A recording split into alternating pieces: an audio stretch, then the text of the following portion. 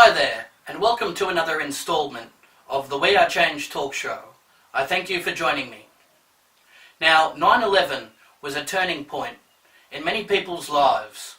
It led to a mass awakening, with people doing investigative research, questioning the official narrative. So I'm delighted to introduce another world-class guest, Richard Gage, from Architects and Engineers for 9/11 Truth. Let's cross over to that interview now. It's a privilege to welcome to the show architect Richard Gage. You have an impeccable history exposing the real truth behind 9/11. It's a privilege to have you on the show. How are you going there today? Thank you, Jeff. Doing great. How are you? I'm doing fine, thank you. So please enlighten the viewers a little bit about your background, how you came into this space and got involved with this 9/11 issue, please. Yes. Well, I'm a 30-year architect, member of the American Institute of Architects, and founder of Architects and Engineers for 9/11 Truth. I'm also the former CEO of that organization.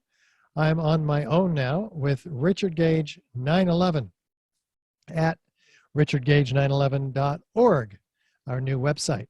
So I'm excited to share with your viewers today, Jeff, the evidence for the explosive demolition of all three World Trade Center skyscrapers on 9/11. It was back in 2006 when I heard on the radio David Ray Griffin, who has written now 14 books on the subject of the destruction of these towers and the other events surrounding the attacks of 9/11. So I was really moved to do something because these are buildings and I am an architect. And for some reason, there was no other architects organized to talk about the evidence that we're going to talk about tonight. And so I'm raring to go. Excellent.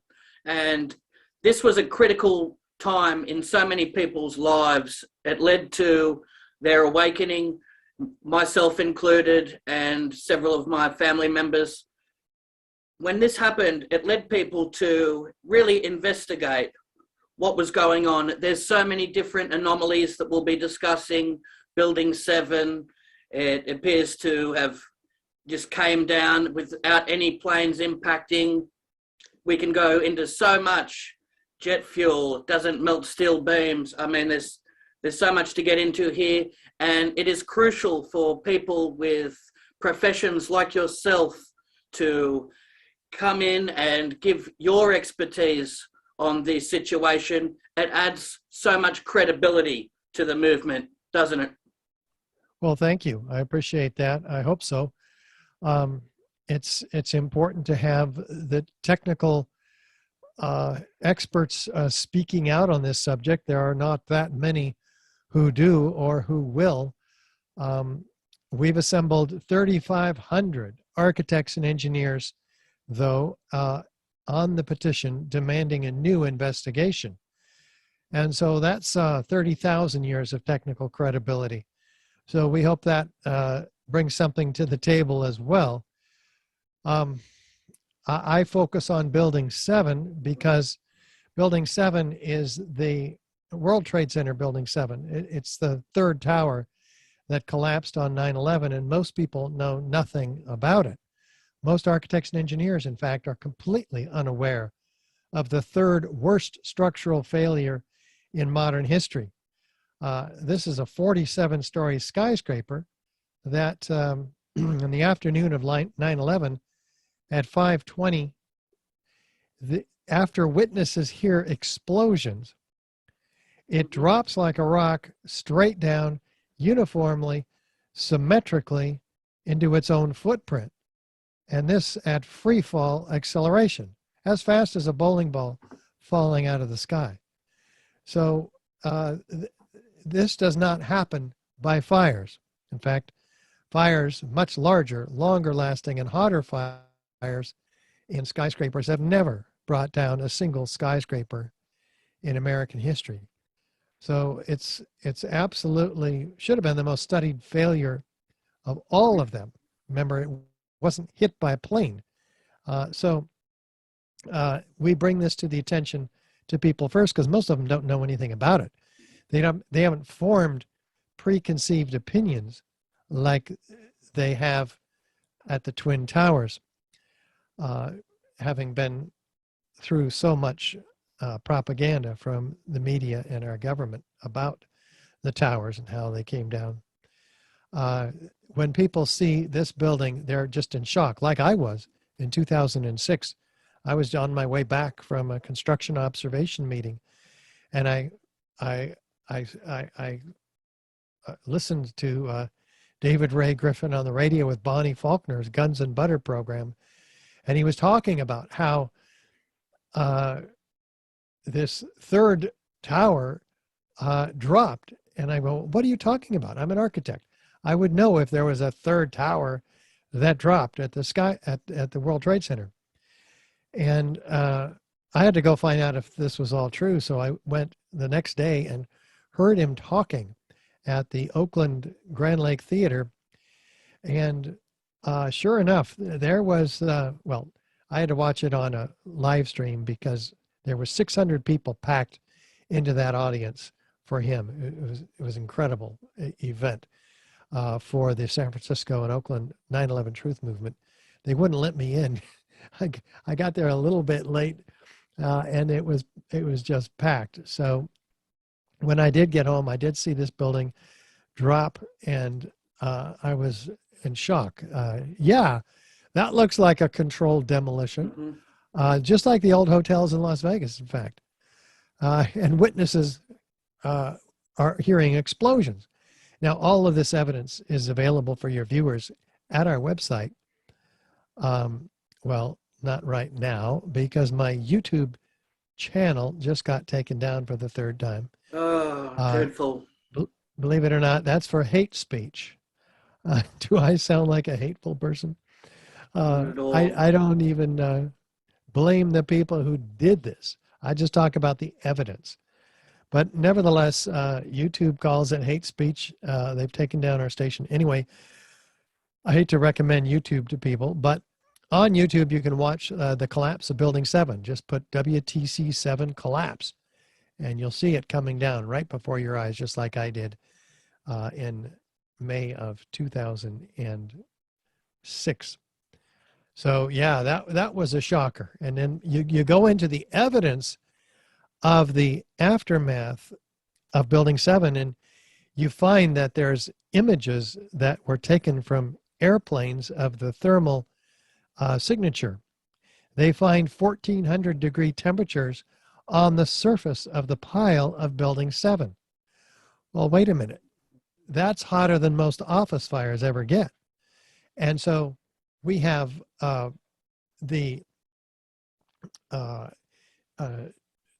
how do we get temperatures on the surface without fires? Well, there's something much hotter, deeper down in the pile, radiating up, that's cooling off to 1,400 degrees Fahrenheit. By the time it's about half of that, 700 degrees Celsius.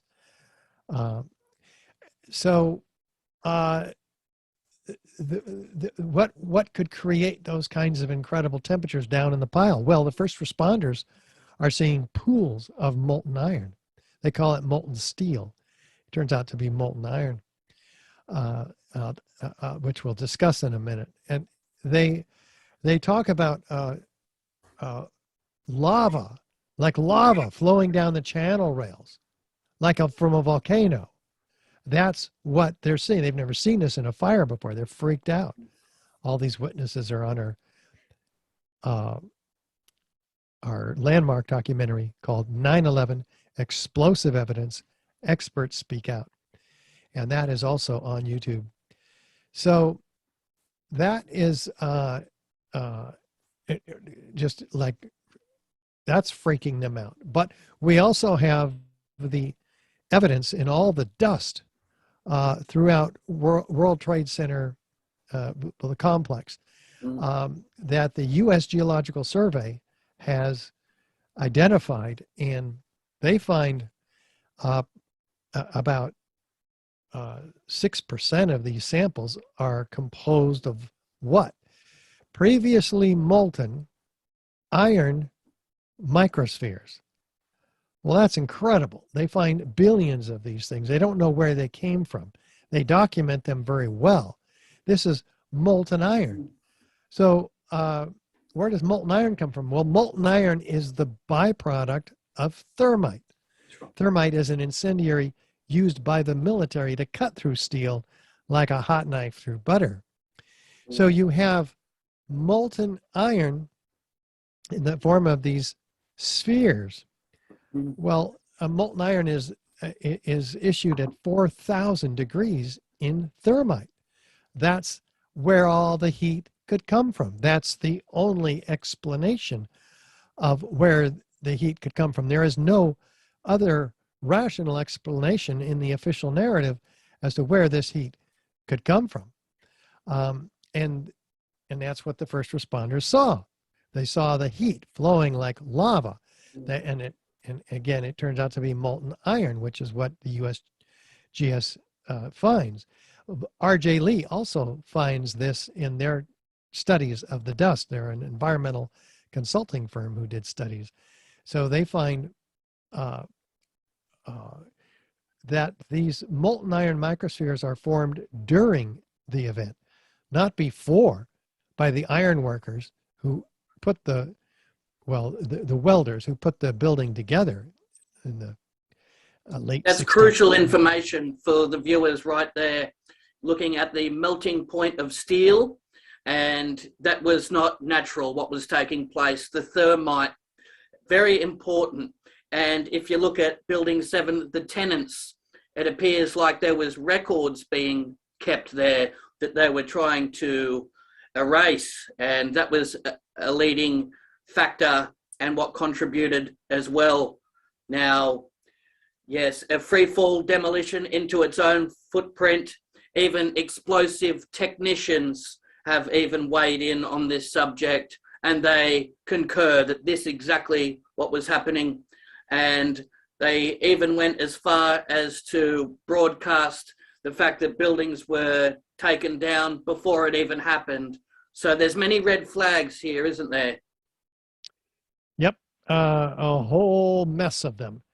And so, this detailed chemical analysis of what's in the dust by the USGS and R.J. Lee, who says they're not formed afterward by the iron workers taking the building apart either. So this is direct evidence of thermite incendiaries.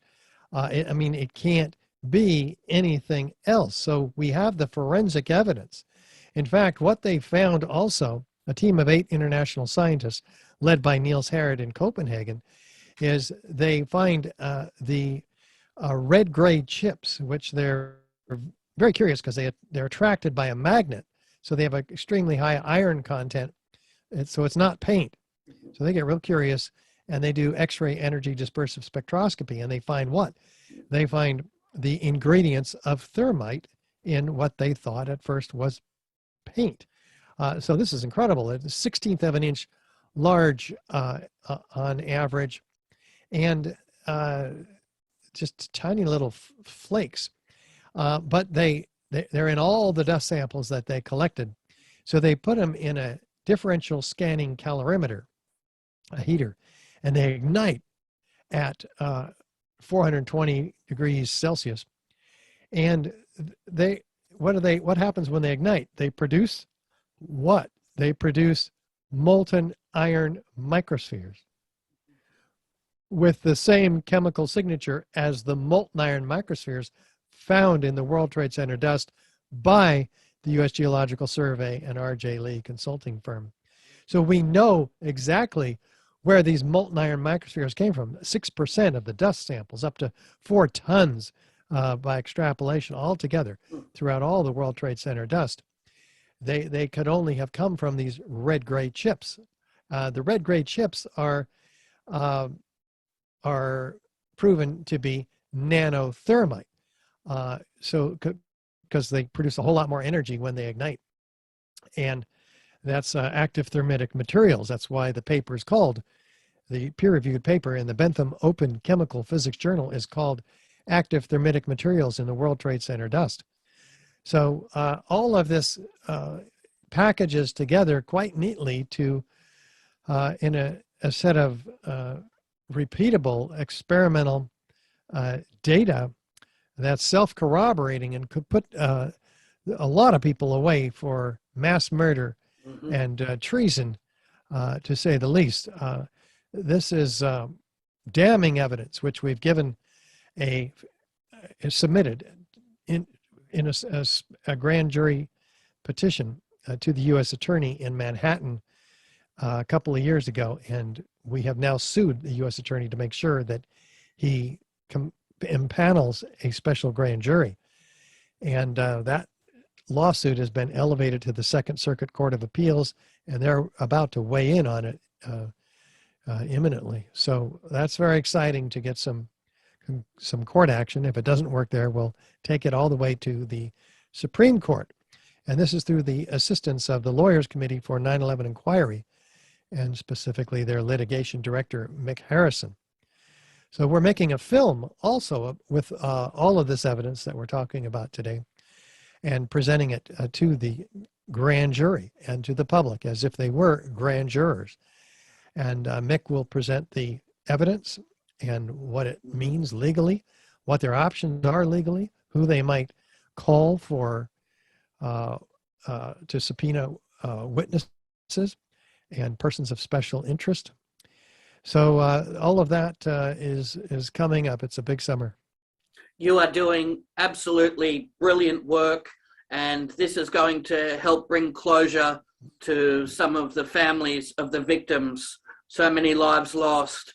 And during the official investigation, there was major cover-ups that prevented a lot of the truth from getting out, wasn't there? Yes, a cover-up of the crime is a crime in and of itself, and many people are prosecuted for the cover-up, and NIST is an essential part of that. They're the National Institute of Standards and Technology, who was tasked by Congress to explain these collapses, all three of them, to the American people. And what they have engaged in is complete fraud, scientific fraud, and of course the overseeing the illegal destruction of evidence in a crime scene as well, because that was all allowed to go to China for recycling before investigators could get their hands on it to perform a real investigation.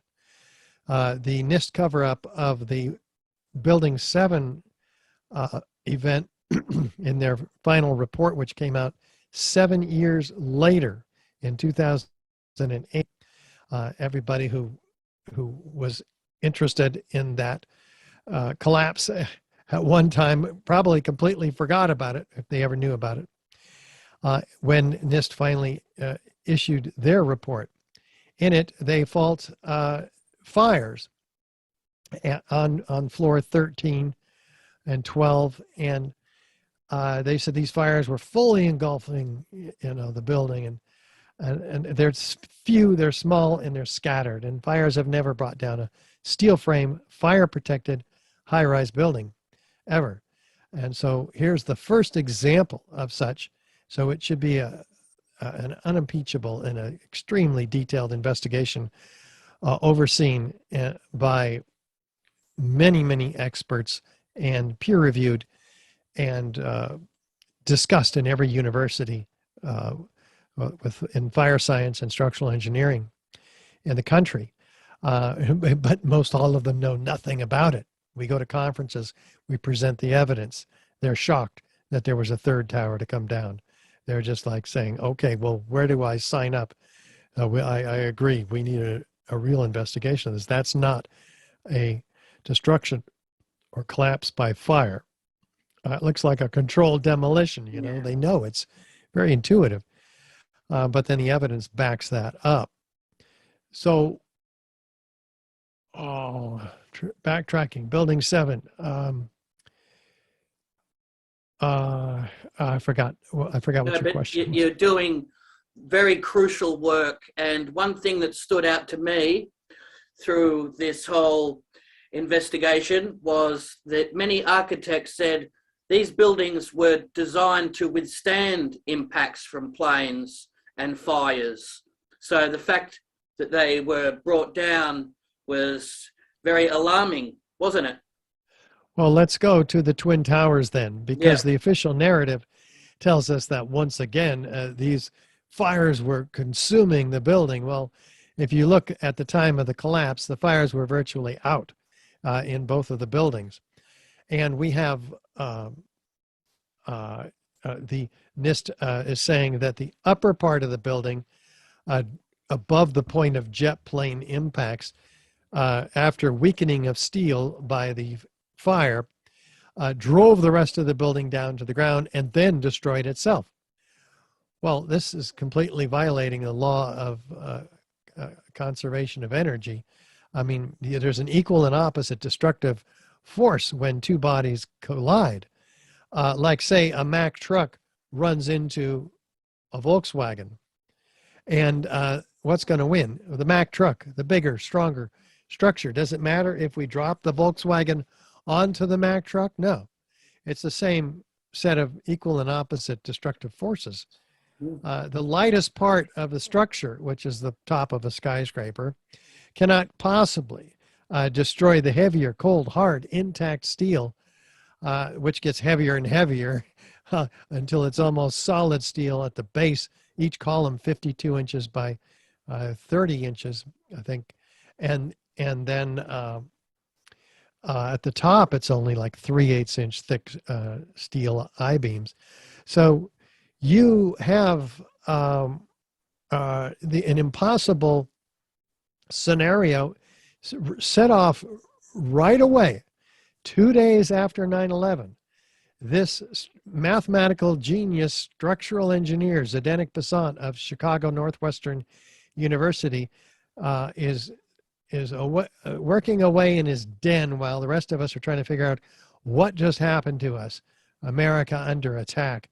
Mm-hmm. And he's sitting there calculating. And what does he come up with? The theoretical basis for NIST's theory, column failure theory, which says that the floors sagged due to the fires up there because the fireproofing had been knocked off by the planes. That pulled in the perimeter columns. That caused the upper part to then, with its force,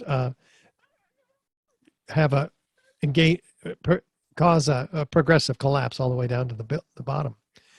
Well, none of that is true. It's every step of it, just like Building 7, initiation of collapse. Every step of it is falsified. It's a complete abuse of science by NIST in each case. In the case of Building 7, omitting key structural components, exaggerating the calculations, falsifying them. Well, that's exactly what Zdenek Besant did over with the Twin Towers when he made the top part three times as heavy as it was. Made the bottom part a third of its strength, omitted key reserve strength capacities of the columns below, and took out a complete story of columns at about the point of jet plane impacts so that the upper part could start with a complete free fall so that it would impact in a dynamic load the floors below without any columns slowing it down whatsoever. So it's complete fraud from beginning to end, and we've been calling them out on this in many different ways, including ethics violations, a refusal to publish the papers submitted to the American Society of Civil Engineers by Tony Zamboti, Richard Johns, and Gregory Zudolinski. And they still refuse. They said it was out of scope to publish this paper. Well, how can it be out of scope to publish a paper that is challenging the very basis of the paper that was previously published by the same journal? So these are the kind of things that we run up against. So it's kind of fruitless in the academic environment because we have architects and engineers who just want to get on with their life. They don't seem to want to challenge the status quo and put their own reputations at risk, because we get called conspiracy theorists for doing such things. And I've gotten used to that. But everybody who comes to our presentations around the country and around the world in 24 countries and 100 American cities, everybody who arrives, we ask, how many of you pretty much believe the official story? How many of you are unsure? How many of you have already done some analysis and found out that these buildings came down by controlled demolition? Well, we convert of those who haven't already come in with a preset bias toward controlled demolition. We convert almost all of them. Often it's 100%. So the evidence itself, it does speak for itself. The evidence of the explosive nature of the towers.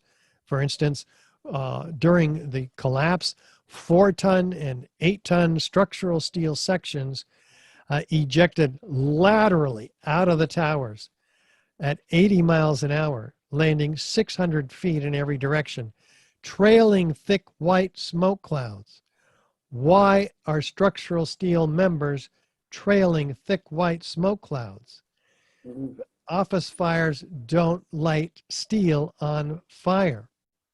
So this is yet another direct proof of controlled demolition in the case of, well, with incendiaries. The ends of the steel beams, the columns have this evidence that they can't shake. So we have evidence of incendiaries, evidence of extreme explosiveness. We have explosions going off Yes. floor by floor. That's an excellent description of what took place. And cameras. with you, Steph, your expert analysis on what took place, it gives other architects and engineers courage to speak out as well, because, as you said, some are reluctant because they don't want to jeopardize their career by questioning the status quo. But when more people show bravery, they show morals and principles and do it in a wonderfully professional way, such as yourself. This is absolutely groundbreaking work.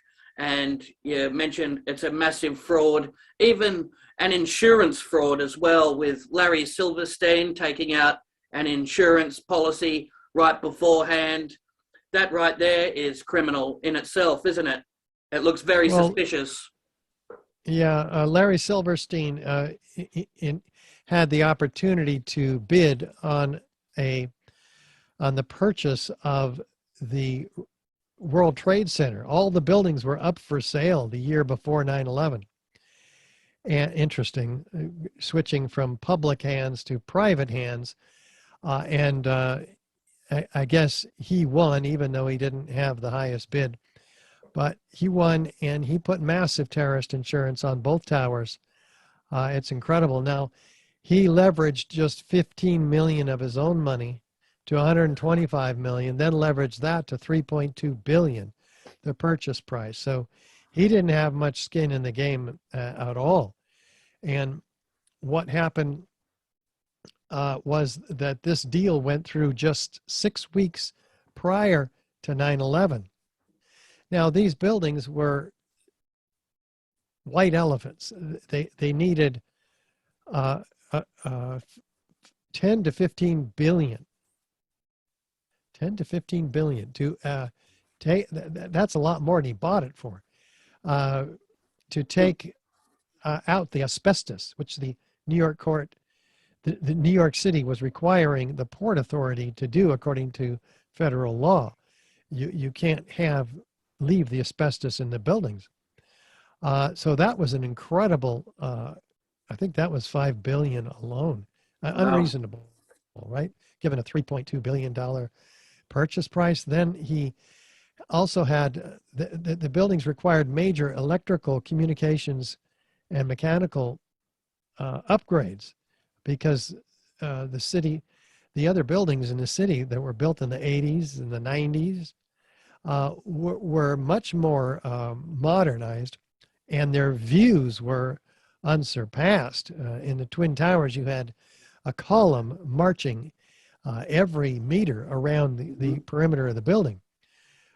It was more like a jail cell. So a lot of researchers have pointed out that these buildings were only half occupied at the time of the purchase by Silverstein. Well, why would he purchase half occupied buildings that needed massive upgrades unless he knew his asbestos abatement was about to come?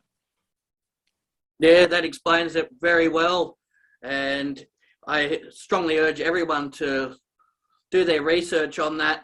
And the official narrative that they pushed out to the public, it's insulting to the people's intelligence, even claiming to have found passports in the rubble. I mean, that's outrageous to push that forward and expect people to believe it, isn't it? Well, there's a lot of paper down below, so I wouldn't expect everything to be burned, but it is curious how the FBI is just walking around and finds at least one passport. I don't know if they find them all or what, but yeah, almost every part of the official story stinks to high heaven. It most certainly does. And witness testimonies, they all claim to have heard explosions one after another. Well, let's talk about them. Yeah. This is extremely important. Professor Graham McQueen in Toronto actually read 12,000 pages of oral testimonies that were transcripts. And these were the first responders who were recorded orally by their departments because this was commissioned by the fire commissioner, Thomas von Essen. He said before their memories became reshaped by a collective memory, which is kind of what happened as a result of the media propaganda since. But what's in these testimonies? Well, Professor Graham McQueen found that 118 of these first responders were talking about hearing explosions, seeing explosions, experiencing explosions, being blown around the building by explosions. This is incredible. That number has now risen to 156 first responders. But explosions are not a part of the official story. And by the way, most of these were before the towers came down. In fact, there were 40 reporters, unique reporters from, let's say, different stations that would show up before the mainstream narrative took over the next day. These reporters were almost exclusively, almost all of them, reporting on an explosion-based event. 22 of them were eyewitnesses to explosions and experienced debris being blown on them of explosions before the towers came down. The FBI themselves says their working theory is explosions bringing the towers down. The New York Police Department, similar, and the FDNY, with all of the evidence of explosions in the testimony by their own members of explosions. This is just damning testimony. All of it was taken out of the final report. Well, it wasn't ever in the final report or any report, but this is a complete abuse of science and the scientific method, eliminating categories, whole categories of evidence that actually explains what we are all looking at that morning in the destruction of these two towers by the extreme explosiveness of the towers themselves and then turning it around and calling it a progressive collapse due to structural weakening by fire. And it's an obvious false flag attack similar to Gulf of Tonkin. It was done as a pretext to invade Iraq, wasn't it? Well, false flag events are those that governments use in order to manipulate their population emotionally to support an otherwise unpopular war. And these have been used, as you mentioned, in Vietnam with the attack on the Pueblo, which in the Gulf of Tonkin, which never happened. They've been used to start World War I, World War II, the sinking of the Maine, the Spanish-American War. There are numerous precedents for this. In fact, the Northwoods Project is one in which the Joint Chiefs of Staff brought to Kennedy a plan hatched to send an airplane ostensibly full of college students to Havana, but it gets shot down by Havana. Well, the plan was for our own forces to shoot it down and blame it on Castro and to precipitate an invasion. There's always an event that occurs as a result of these false flag events that's much more severe than the event itself. We lost 3,000, which is extremely severe in the case of the Twin Towers, and more at the Pentagon and more in Shanksville. But this precipitated an invasion of two countries in the Middle East in which 2 million were killed, and many soldiers, including, I think it's 7,000, and then over 1,000 every year take their own lives just because of the incredible stress they were under on duty in Afghanistan and Iraq. And then we have the enactment of the Patriot Act, Yes. the Military Commissions Act, the National Defense Authorization Act of 2012, which decimated so many of our civil liberties. In other words, our emails, our phone calls are being recorded illegally, unconstitutionally, but they've declared this an emergency. Well, Richard, you are doing a phenomenal job bringing the truth to the surface on what took place at 9/11, also bringing closure to some of the families that have lost loved ones here. You should feel very proud of yourself. Continued success with everything you're doing, and let's hope we can get some justice. That does it for today's show. Anybody that would like to show their financial support in relation to my legal case, information will be in the description for those that would like to provide assistance, as well as all of the details where Richard Gage and his fabulous work can be found. But until next time, be sure to like, share and subscribe.